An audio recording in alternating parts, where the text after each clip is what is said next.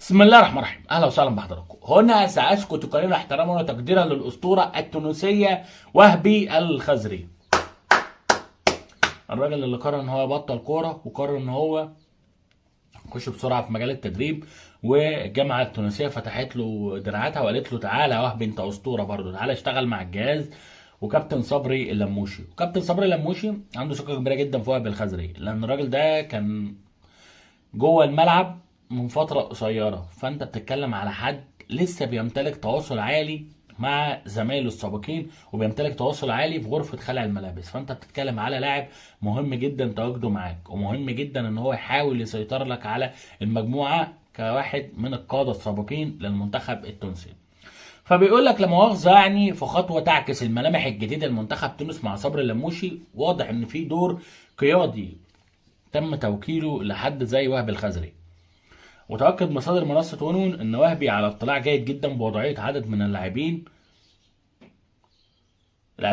وهو يلعب دور مهم الى جانب اللموشي، مستفيدا من علاقاته القوية داخل المجموعة وخبراته الطويلة باجواء المنتخب. واعتقد ان ده جسر هيربط ما بين ابتعاد صبري اللموشي عن الاجواء التونسية واقترابه منها. يعني الراجل بعيد بقاله سنين، واللي هيقربه هو وهب الخزري. يعني وهب الخزري هو اللي مهمته ان هو يقرب وجهات النظر ويقرب الراجل ما بين الواقع بتاع اللاعب التونسي ومعرفه اللاعب التونسي وشخصيه اللاعب التونسي. انت تونسي زينا يا مستر صبري، بس انت بقالك فتره بعيد عن الاجواء. جايبين لك حد جوه الاجواء وفي المطبخ بقاله سنين. عارف لما تبقى انت شيف وشيف محترف بس بعيد عن المطبخ ده ومش عارف ظروفه فيها ايه، معلش احنا محتاجين نحط لك مساعد، بس المساعد ده يكون ابن المطبخ. احنا جايبين لك وهب الخزري. اتفضل يا باشا، هيعرفك على كل حاجه موجوده جوه داخل المطبخ بتاع منتخب تونس. تبقى مهمه جدا جدا جدا جدا جدا جدا. اعرف مدربين كانوا بيدربوا في انديه، واول ما مشيوا ورجعوا بعد فتره لقوا الدنيا مختلفه، ولقوا النظام مختلف، ولقوا اللعيبه مختلفه، ولقوا الافكار داخل غرف الملابس مختلفه. فالقصه في الكره عميقه جدا بجد، والله. لان الموضوع بيتغير ما بين وقت والتاني. تتمثل في اعداد قال له وهب الخزري هتعمل لي تقرير مفصل عن كل لاعب بعد نهاية كل أسبوع.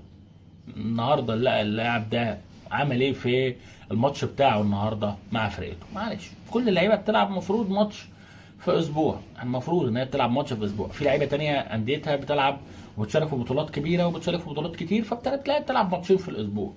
فاحنا عايزينك بقى كابتن وهبي تكتب لنا تقرير عن اللعيبة دي. الموضوع بسيط. عندنا 30 لاعب، هتكتب لنا تقرير عن ال 30 لاعب عملوا ايه، سجلوا، اتطردوا، اتصابوا، سلام، عملوا اسيست، ارقامهم عامله ازاي. اللي هو الراجل عايز يخلي وهبي الخزري يبقى فعلا محلل اداء زي ما الكتاب ما بيقول.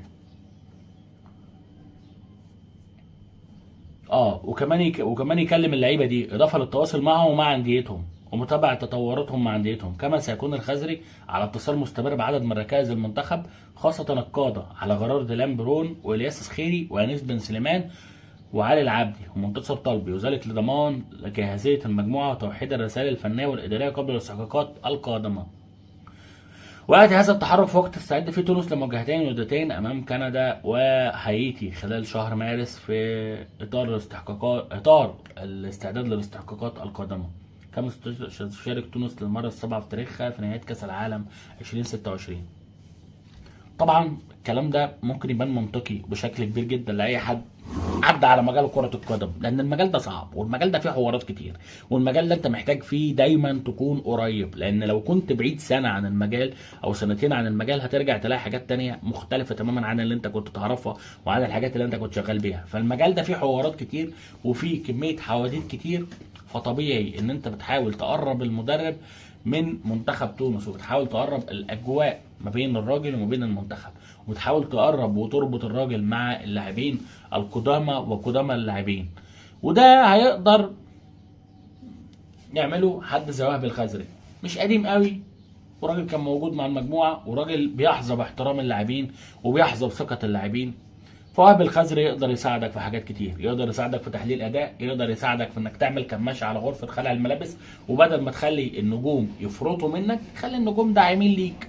ودي حاجه مهمه جدا في عالم كره القدم. واسال جد كارلو انشيلوتي، احيانا اللعيبه بتبقى بتلعب للمدرب ما بتلعبش للفرقه. فاحيانا اللعيبه بتبقى عندها ارتباط بالمدرب اكتر بكتير من ارتباطها بحاجات كتير. فالمدرب بالنسبه للاعب هو عنصر مؤثر وعنصر مهم جدا.